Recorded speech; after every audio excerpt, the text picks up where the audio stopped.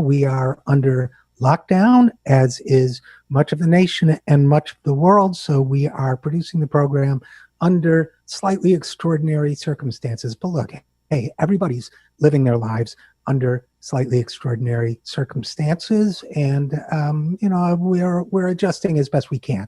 Now, I thought about perhaps delaying this week's show for health reasons. You may hear this little tone in my voice, but I think it's in everybody's best interest, mine, yours, the world's, that we all stay connected at a time like this. So we're going ahead, and I have a few comments. We'll be talking in this week's show with disability advocate Rebecca Coakley, who always has a lot of insight. I always appreciate our conversations. We will also be sharing part of our conversation with economist Richard Wolff about the global and systemic failures we are now experiencing.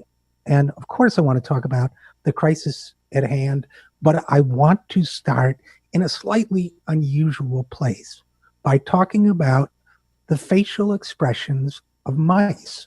There is a new paper out from the Max Planck Institute of Neurobiology. Researchers there are the first to describe and study in detail the different emotional facial reactions of mice. They are, surprisingly, perhaps to some researchers, but perhaps not to some of us, surprisingly similar to those of human beings. The face of a mouse gets very different when it tastes something sweet or bitter, when it becomes anxious or frightened, and when it experiences what might be considered joy, which is assumed by the researchers when it gets something very sweet, for example. In fact, using machine vision, the researchers were able to reliably link 5 emotional states to the facial expressions of mice.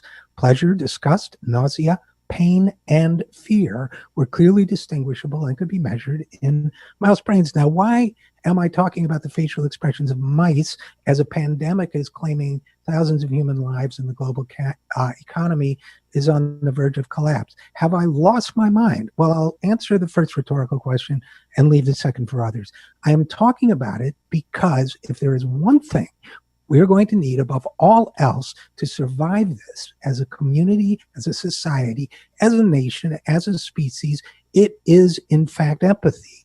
It is in fact passion. It is the sense that we are all in this together. Now, when I was in college and took college biology, it was popular among a lot of scientists and researchers to basically describe animals, especially for those of us who didn't like imposing suffering on mice, which I refused to do. It was explained to us from a lofty sense of superiority that a mouse is really not like a human being as much as they might appear to be to you. They don't experience pain or happiness or all that stuff. They're just little machines. You can cut them up, no problem. The scientists were wrong, as we now know, and the empathic human beings were right.